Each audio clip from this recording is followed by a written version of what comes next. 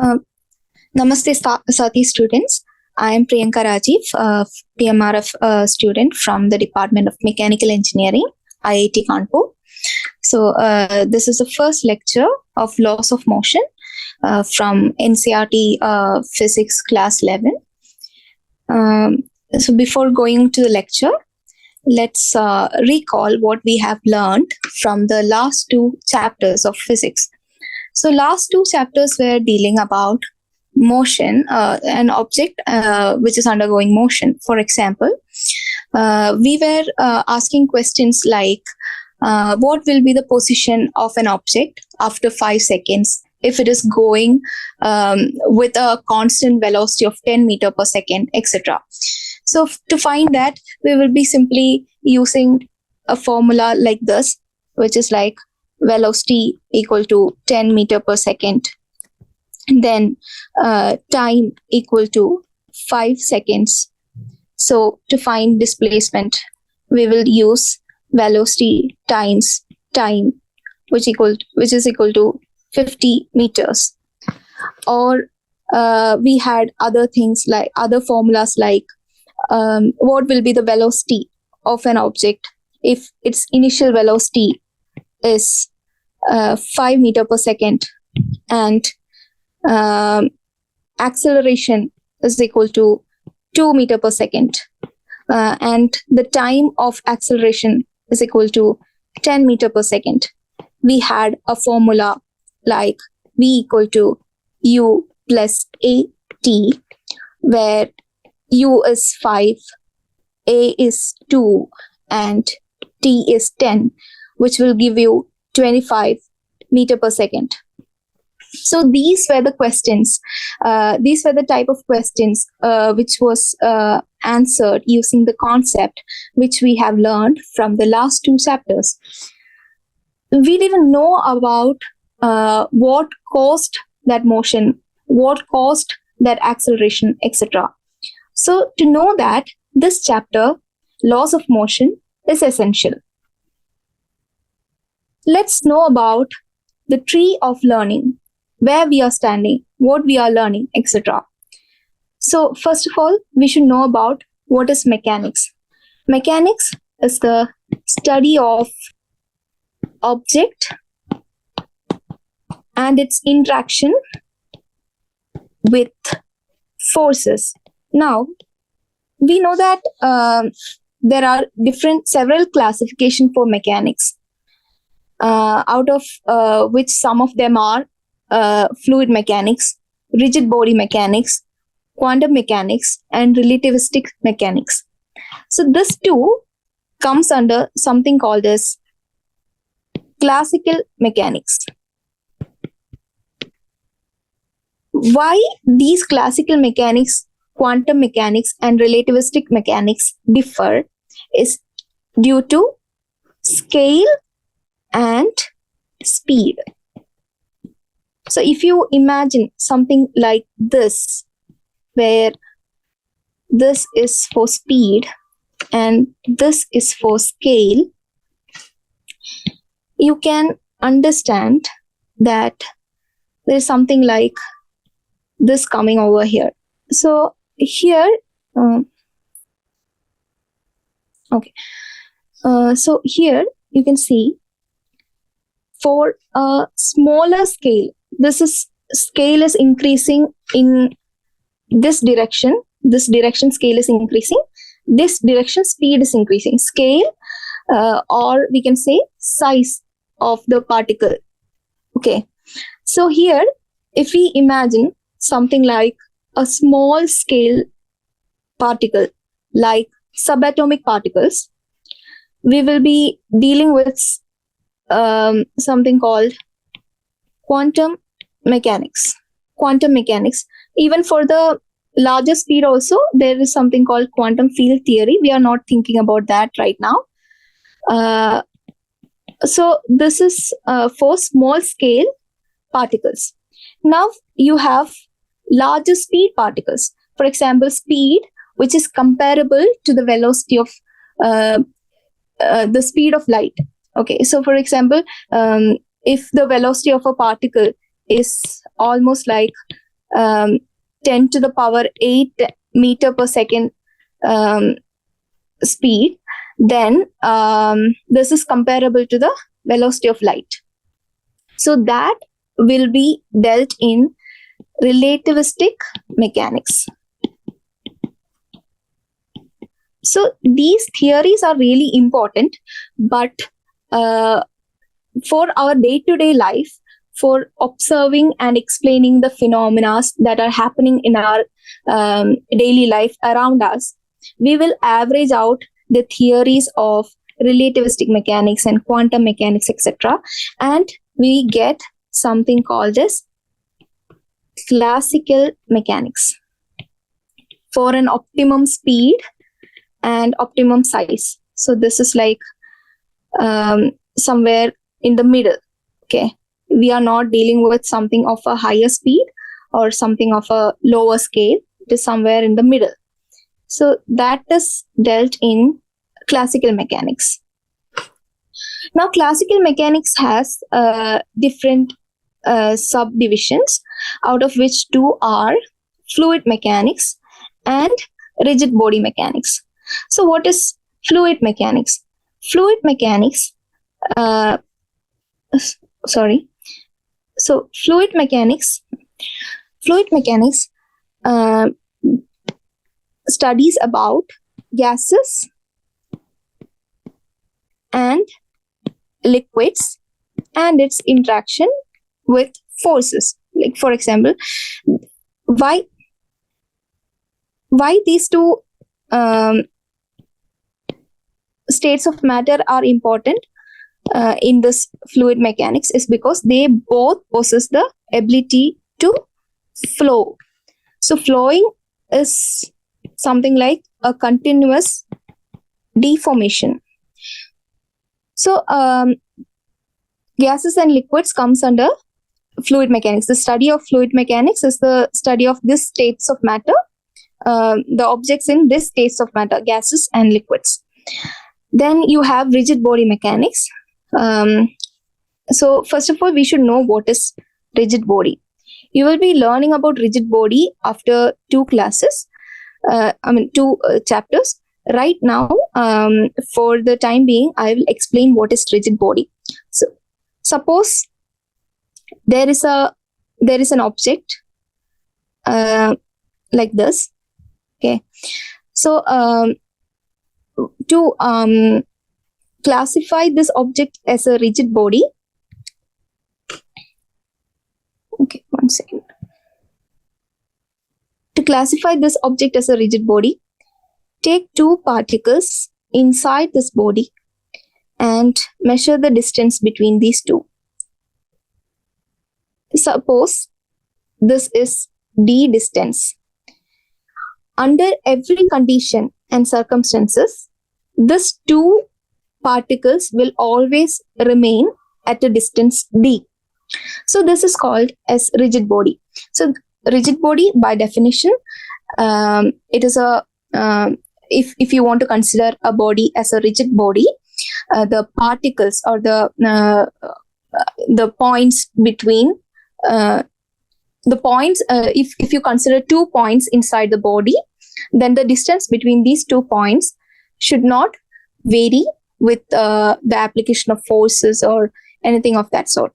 By this definition itself, you will be understanding that in our real world applications, there is no such body which is like perfectly rigid. For example, you know iron and all those matter can be like elongated or compressed, etc., etc. So this rigid body is an ideal concept for the simplification for solving our numericals. So rigid body mechanics deals with such rigid bodies. We will be studying about the motion and the forces acting on this rigid body and how it behaves under those forces, etc. Now you have statics and dynamics. So statics has the word static in it. Static means rest. So you will be studying about objects at rest. So you will be thinking, why to study about objects at rest?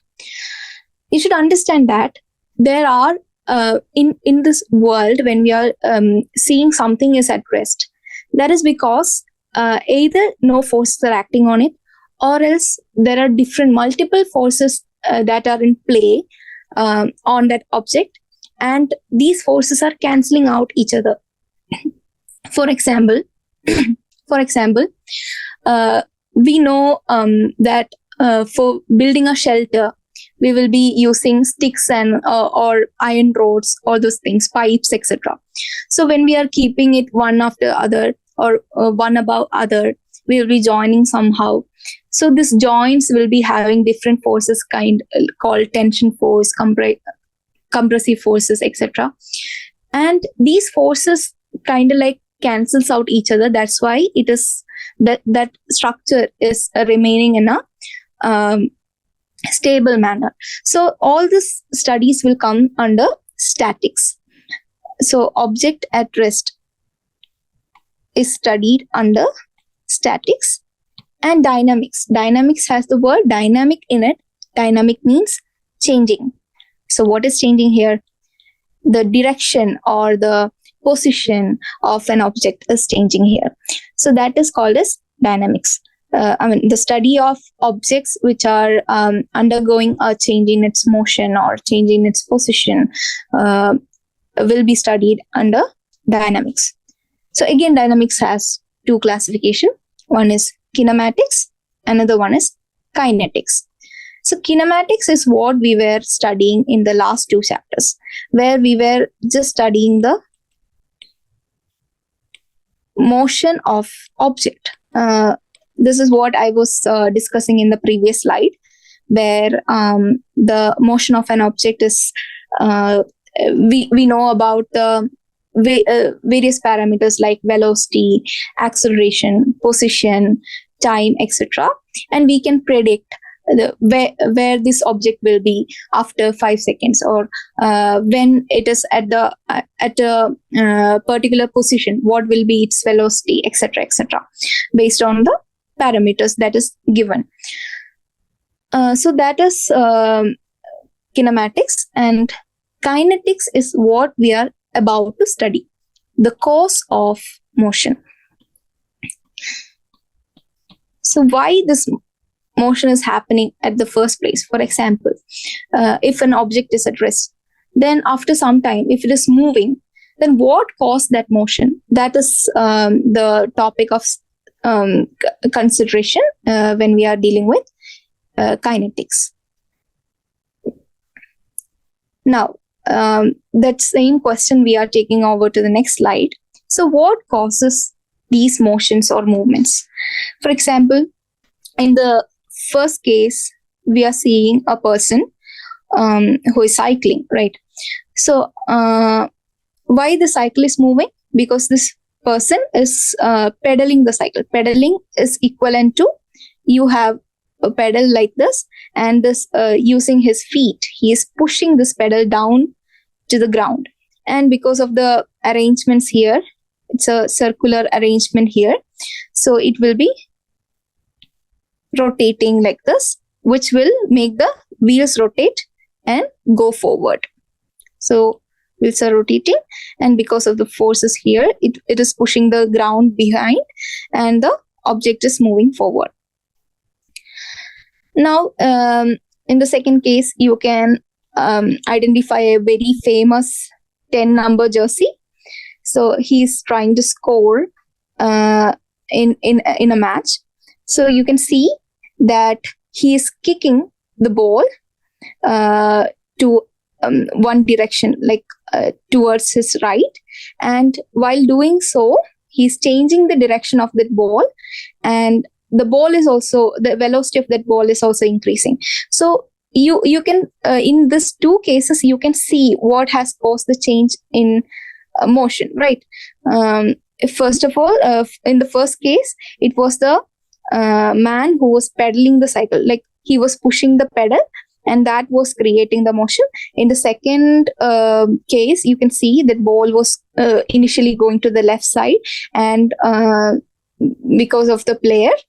He was kicking the ball to the right direction, and due to that force exerted, it was going to due to that kick, the ball has changed the direction, and the velocity also has increased, and it is somehow going and hitting the goalpost pole.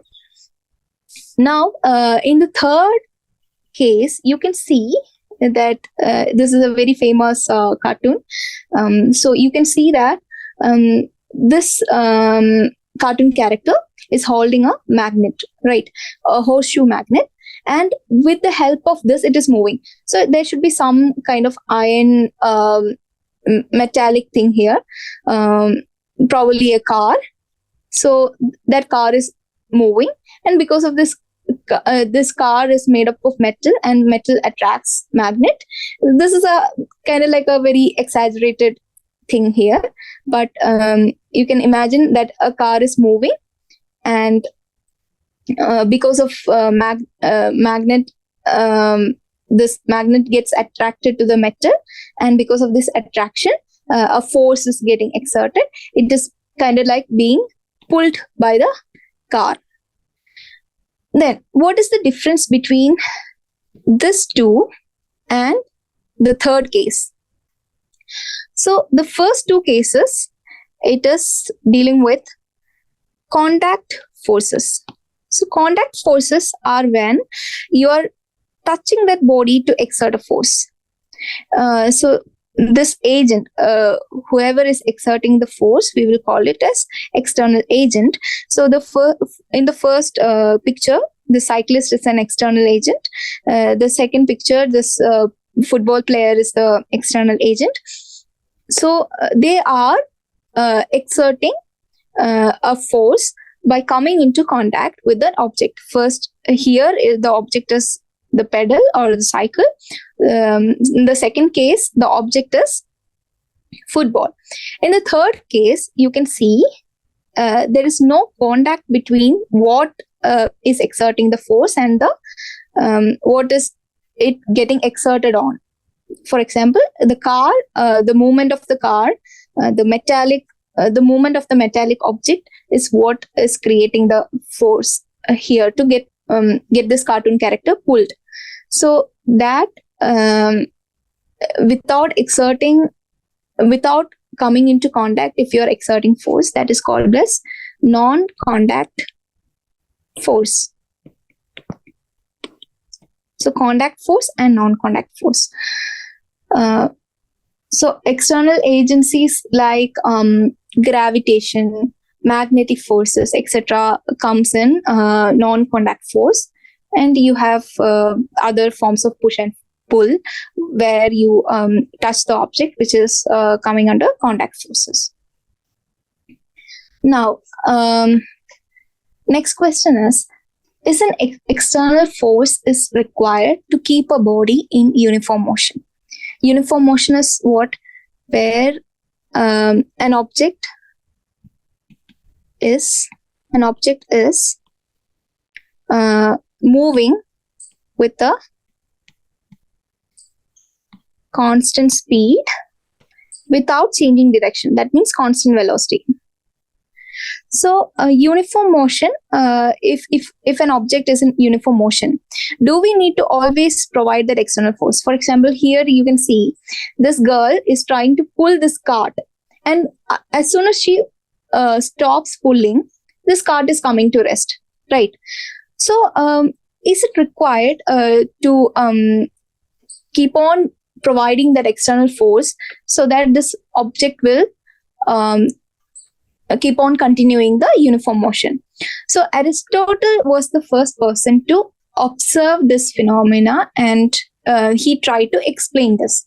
So, Aristotle is a person who is like who lived in this earth 2,400 years ago. Almost like 2,400 years ago. And so that question of his laid the foundation of what we study now as laws of motion. So that's why it is very important to discuss this one. Because fallacy is a mistaken belief. Okay. So already you know that this was not a successful attempt to explain this concept, but it was a good start. So that's why it's very important to learn about this.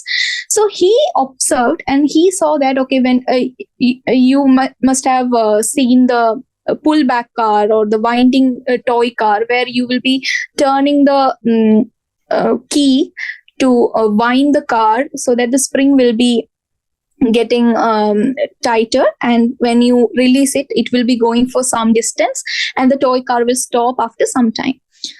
But it is not with that we will be thinking that, okay, you have to keep on providing that force so that the car will go forward. But in actual case, what is happening is there is this friction from the floor that is decelerating the car. If this is the car, so car is moving forward, and this we have given that initial push, and this floor will be having what is called as friction. So because of this friction, this floor will exert a counter force, which is stopping the car. After some point, this car will be coming to halt. Halt means it will be stopping.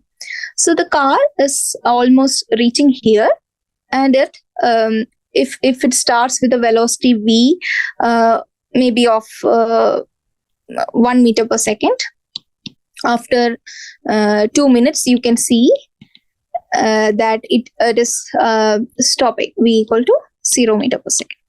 Okay. So when he was observing, he was seeing that that object is coming to stop after some time, after traveling some distance, because of no external force acting on it. But in actual case, what was happening? The floor was exerting a force on that object, which was trying to decelerate the object and stop it. So it was opposing the motion. So Aristotle, whatever he said, he said that an external force is required to keep a body in motion, which is wrong. Then based upon that, another person started thinking about this question. His name is Galileo Galilei. So Galileo Galilei is an Italian person. You can see the Leaning Tower of Pisa here. So he's an Italian scientist. So he's very famous for discovering telescope and Jupiter, moon, and phases of Venus, etc., etc. Even Aristotle is a very genius person who has worked in natural sciences and philosophy, ethics of life, and etc. Literature. A lot of contributions were given by Aristotle also.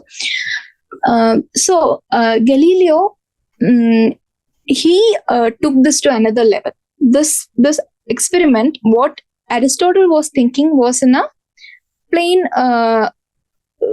land, right? For example, a tabletop where everything is leveled. So he was thinking of a motion which is in a level plane.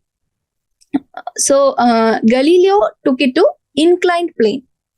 So inclined plane is having some kind of slope, right? For example, he first thought about an inclined plane like this, and another one like this. This is called double inclined plane. So what he did was, he tried dropping an object. Okay, I'll draw it once again. So inclined plane, double inclined plane, where what he did was, he dropped an object, preferably a spherical or cylindrical one, so that it will roll easily. So consider a ball like this. So what he did was, he dropped it like this. So if the initial height of that object was something of this sort. This is the initial height, Then through his experiment, he understood that this ball will be coming here after some time, and it will climb this incline and reach here. Okay, so this height is also the same. Because of during his experiment, it was almost edge. It might be reaching till here, because you must have probably guessed it, because there is this friction of the there's this friction of this inclined plane, which is stopping it from reaching edge, but it has almost reached here. So his experiment was like this. First, this is the first case. So first he will be dropping a ball from this height, and the other inclined plane is also at the same slope. This is called the slope. So if you see this line, this angle and this angle, both will be the same. So he has dropped the ball from this height and in a slope of theta angle, and it is reaching the final height, which is equal to the initial height, in a slope of the same angle. So this is the first experiment. Second was, he decreased the slope. So when he decreases the slope, again this ball is reaching the same height of as that of the initial height. But what is differing is the distance traveled. Here the distance traveled is, maybe if you can take it as length L. Here the distance traveled is almost like double of it, right? With the decrease in slope, maybe you can take it as half the angle is decreased, then the double the length it is going. So then he continued this experiment, like decreasing the slope one after the other, and finally he reached the plane level top. So here he saw that this ball can go to infinite length. Infinite length means it will never stop, ideally, but because of friction in real world, it is stopping. You can see that this ball will roll, and towards the end it will be rolling really slow, and after some time you can see that ball has stopped moving. So this what he inferred from this experiment was, what he concluded from this experiment was, if a body is at rest, then it will continue to stay in rest unless an external force acts on it. And if a body is moving with uniform velocity, for example, then it will continue to move with that velocity unless an external force acts on it. So you can see that the state of rest and of uniform motion is almost equivalent. So this tendency of an object to stay at rest or in uniform motion unless and until an external force is acting on it is termed as inertia. So what is inertia? Inertia is, in simple terms, is the resistance to change. To change what? Its state of, again, rest or of uniform motion. So that is the first law of motion which human being ever discovered. So Galileo was the first person to coin the term inertia. He understood that, okay, this is there is something called inertia that exists with an object, which will try to oppose any change in the state of rest or motion. Now, Based on this law, again, Newton came up with his first law of motion. So Newton's study of an object under motion started with the law of inertia, which was termed by Galileo. So Galileo gave this one law of motion, and based on that, he developed the laws of motion. We know that there are 3 laws of motion. We will study it one by one. So the first one is Newton's laws of motion. Newton's first law of motion. So this sentence in court. This is what we call stating the theorem. So you have to state the theorem like this. So what is Newton's first law of motion?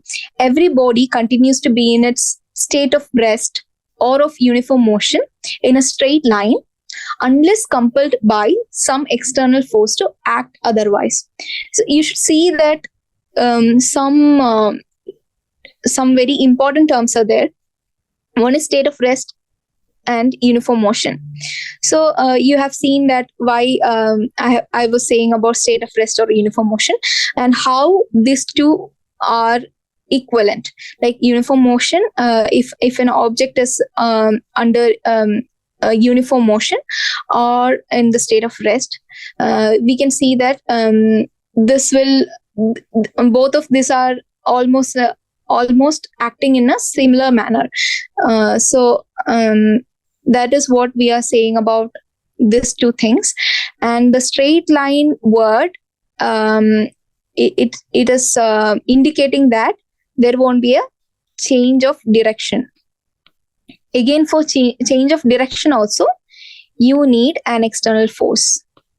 So we will discuss about that in a few minutes.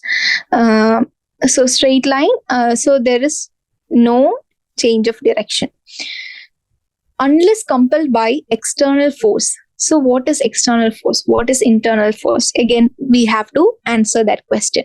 Okay. So first we will talk about inertia and types of inertia. So here you can see there is this inertia of rest, then inertia of motion, and inertia of direction. So what is inertia of rest? Inertia of rest means a body is at rest, okay, and you are forcing that body to move. For example, you are seeing a very heavy package, okay, very, very heavy box. You want to move that box. So what will you do? You will either push or you will pull. So this is pull, or this is push. Okay. So this is how you will try to move this. Imagine this box is a bus. Okay. So if this bus is there, so what is going to happen is, okay, I'll show it here.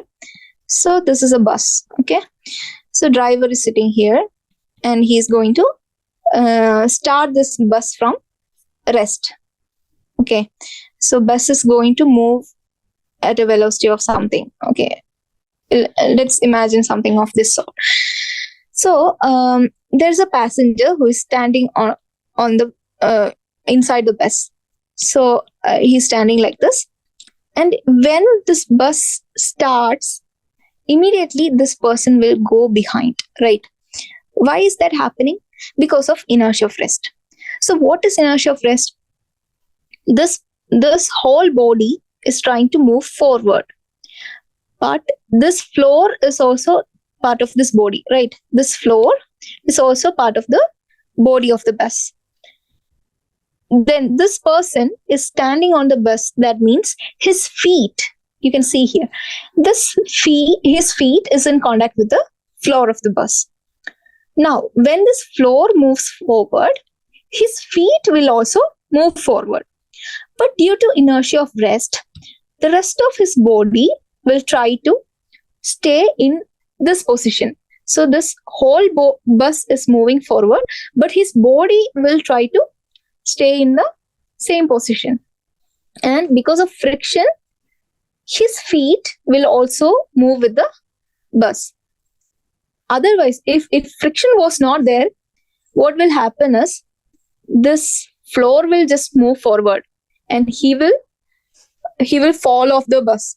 Like this will move forward, and finally he will be standing. Like, have you seen this Tom and Jerry cartoon and all, where Tom is running and all of a sudden the floor is gone away and he will be falling down? And so those are exaggerated cartoonic strips, but you can imagine such a condition where when friction is not there, this can happen.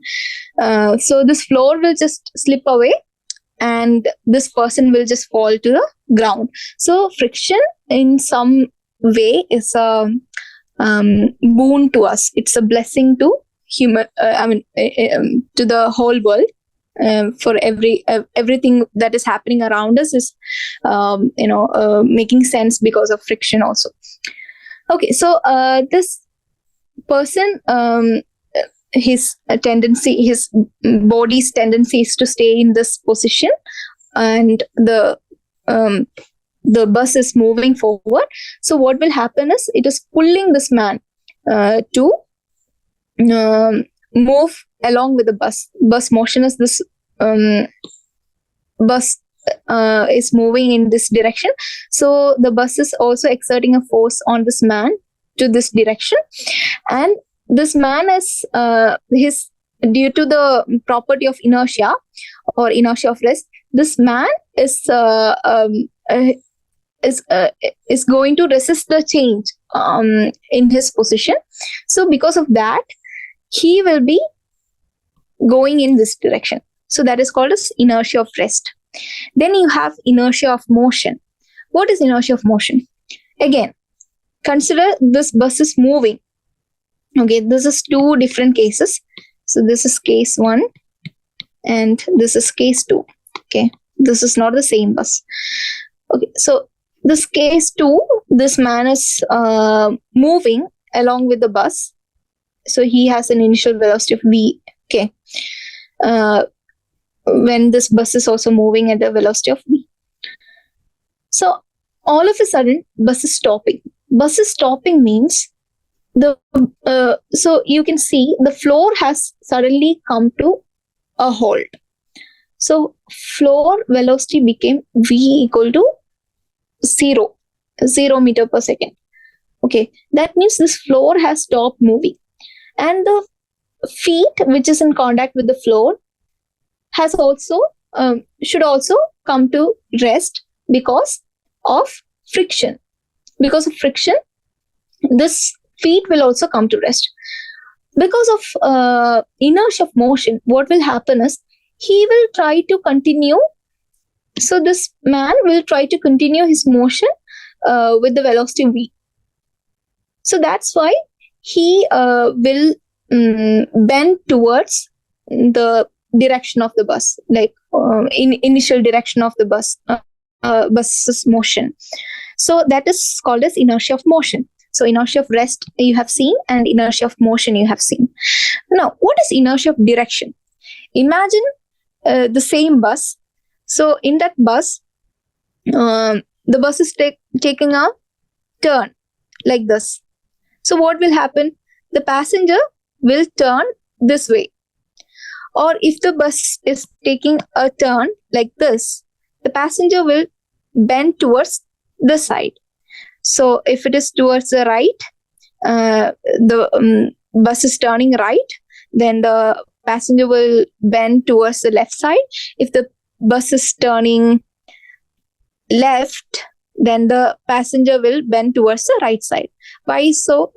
Why is it so? It is because of inertia of direction, obviously. So why inertia of direction is there is because you can see this bus was moving in a straight line. So when it is turning,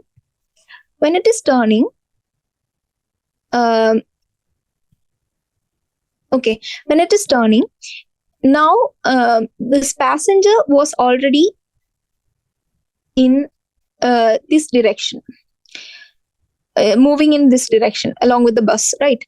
So when it is turning, um, all of a sudden the straight line becomes like this, and for a person, for the frame of reference of this bus, this passenger is going in this direction. So that's why when you're turning to this direction, um, the passenger turns to the opposite. It seems like he's turning to the opposite direction. Actually, he's not bending to any direction. He's trying to keep the straight path. So this is inertia of direction.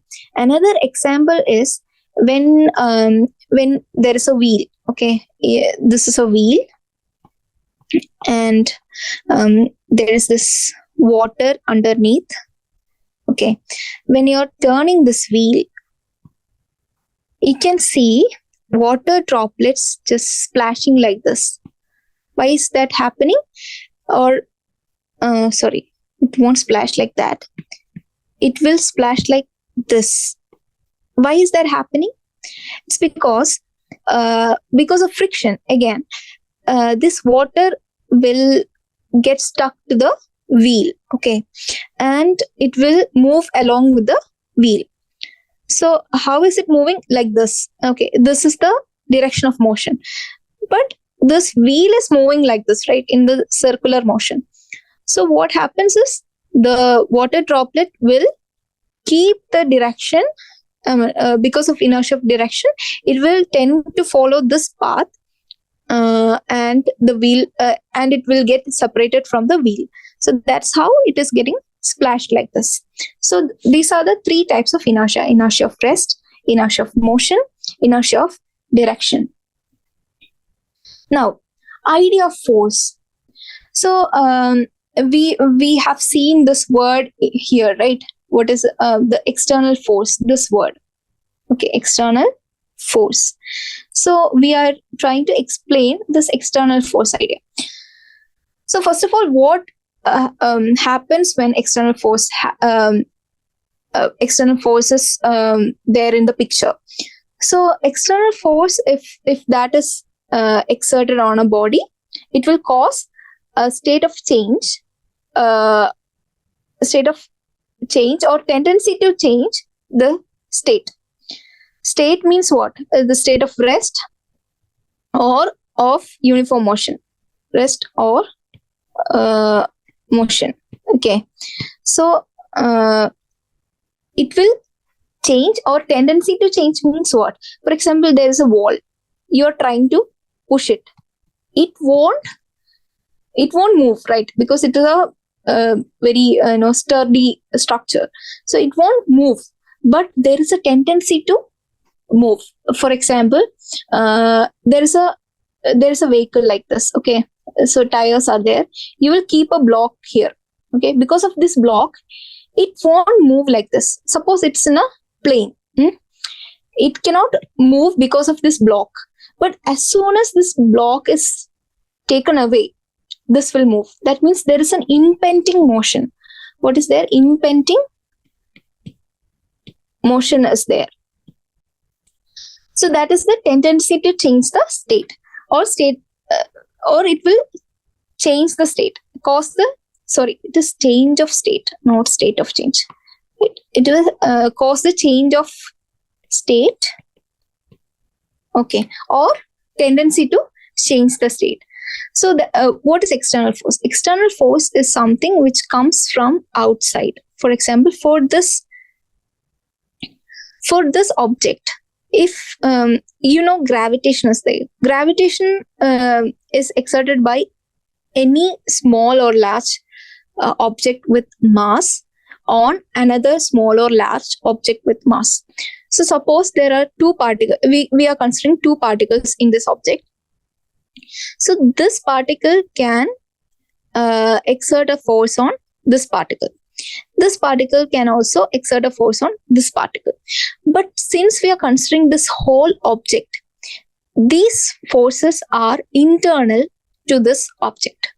So these forces, like the particles inside is exerting gravitational forces, or there is this electrostatic force, because that we are all made up of atoms, and atoms has positive charge and negative charge inside it.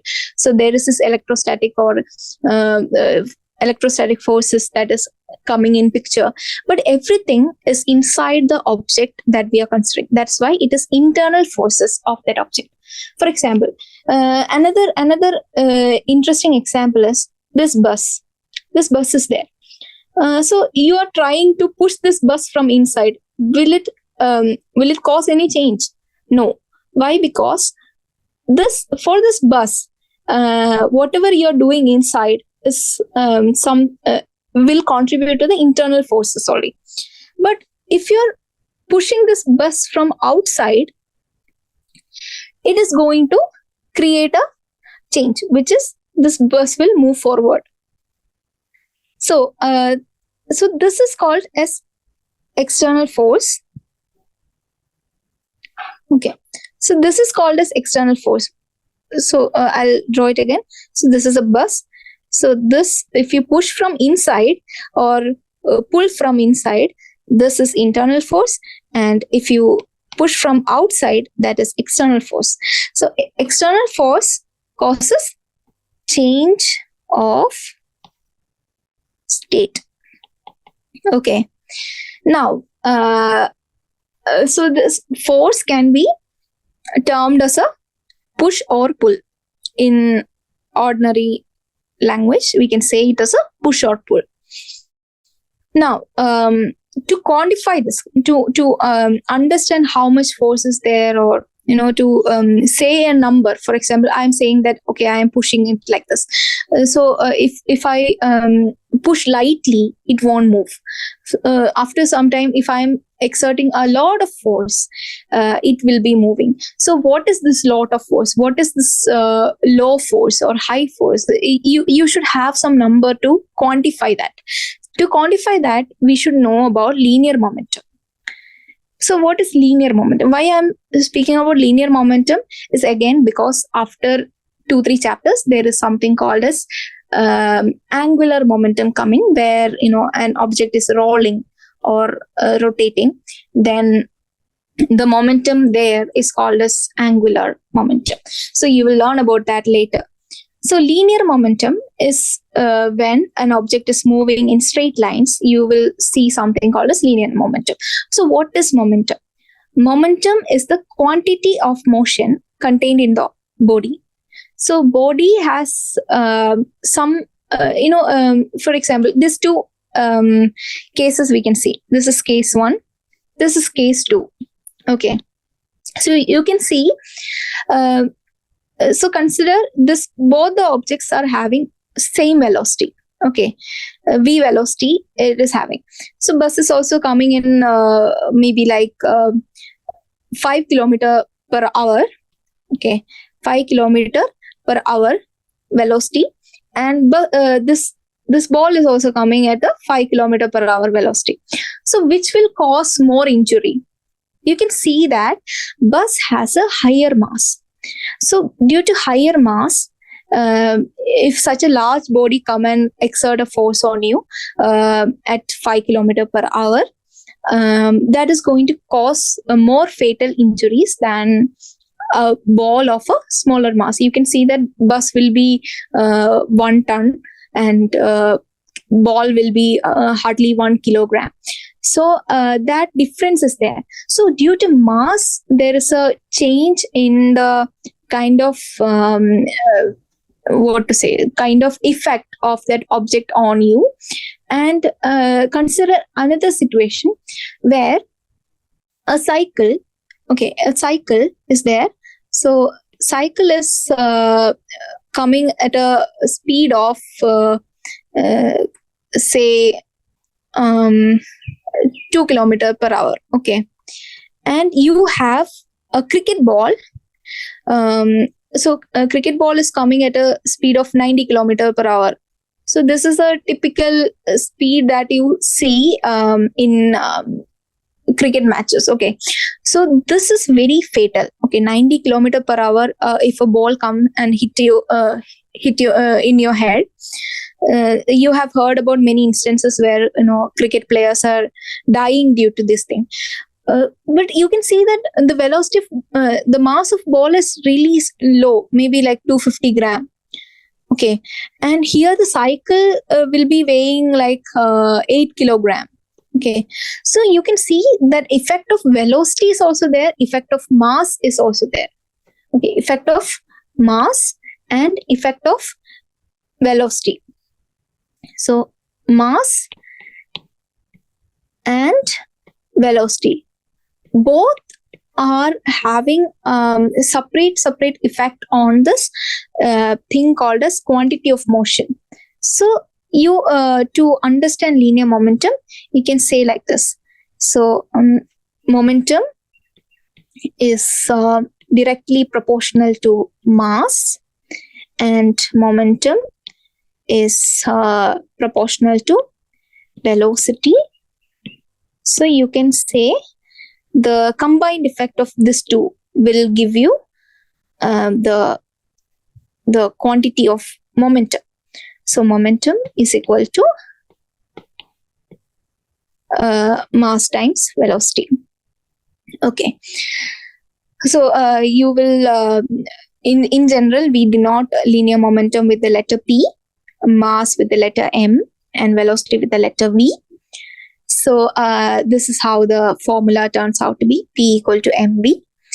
And you can see that momentum is a vector quantity. Why? Because mass is a scalar quantity. It doesn't have a direction or anything. It is just a number, right? Mass is a number, and velocity is a vector. It has a magnitude and direction. So when we multiply these two, momentum turns out to be a vector with the direction of velocity. Magnitude will be mass times velocity, and direction will be the velocity's direction. And unit is kilogram meter per second. How that came? Momentum is mass times velocity. So mass is kilogram and velocity unit is meter per second. So this two combined will give you kilogram meter per second. Again, dimension of momentum. So the dimension will be taken like this. So it is mass dimension and velocity dimension. So mass dimension is m and velocity dimension is L t raised to minus 1, because L is length and t is time and m is mass. So that will give you m L t raised to minus 1. So this is linear momentum.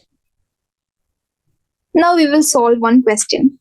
Actually two, but it's a sub question. Yeah.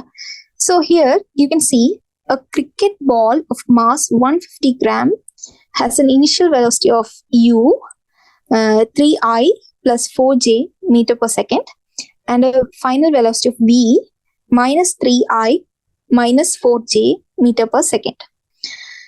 Now you have to find change in momentum. So I hope that you know the vector notation, how to write it. If not, I'll just briefly explain this. So u equal to 3I plus 4j meter per second. Okay. So usually we will take it like this. So if this is x and this is y, we take a unit vector I in this direction and j in this direction. Okay.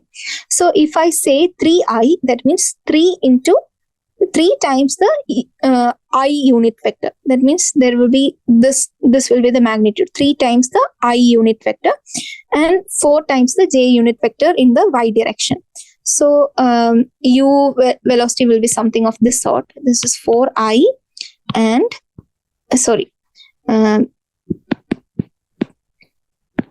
3I and 4j. Okay, and the resultant velocity will be like this. Okay, this is the x component. This is, sorry, it's not v, this is u, ux and uy. Now you have similarly v also, where v is equal to minus 3i minus 3j, sorry, minus 4j meter per second. Again, so mass is given as 150 gram. So every time you have to convert it to SI units. So SI unit of mass is kilogram. So what is it in terms of this? Is 0.15 kilogram.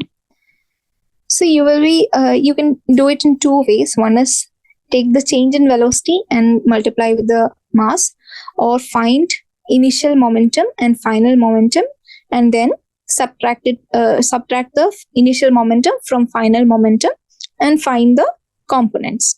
Okay, so I'll do it in the first way. Okay, so the question was like this: u equal to 1 second. So u equal to 3i plus 4j and v equal to minus 3i plus 4j, okay, meter per second. Here also meter per second. Now, change in velocity, v minus u. You have to just subtract the corresponding components and write it here. So I component, there is this I component and we have j component. So what will come in I component? 3 minus, sorry, it's the other way around. So it will be minus 3 minus 3. So this is v and v minus u. Okay, and here also it will be minus 4 minus 4. So this is again the v component and this is the u component. So v minus u. So what will it become? It is minus 6i minus 8j. Now momentum equal to mass times velocity is equal to 0.15 times 6 minus 6i minus 8j, which is equal to minus 0.9i minus 1.2j. Okay. In the other way, you can just multiply m into u and write it over here, which will be 0.15 times 3i plus 4j. Okay, this is equal to 0.45i plus 60j, 0.60j. Now you have mv, which is equal to 0.15 times minus 3i minus 4j, which is equal to minus 0.45 I minus 0.60 j. Now mv minus mu will give you change in momentum, which is equal to minus 0.45 and minus 0.45, which is equal to minus 0.9 I, and here also it is minus 0.60 minus 0.60, which is equal to minus 1.2 j. Okay, so this is the change in momentum. The other question was, in the previous problem, the magnitude of momentum transferred during this hit. So magnitude, how to find? So this was the answer. Okay. So this is the change in momentum, right? Change in momentum was minus 0.9 I minus 1.2 J. Now, to find the magnitude of change in momentum, what do you have to do? You have to take the sum of squares and take the root of it. So that is how you take the magnitude of vectors. This will come out to be 1.5 kilogram meter per second. Okay, I hope you guys have understood these concepts that we have explained today. If there is any other doubts, you can always contact us. And that's all for today. Thank you.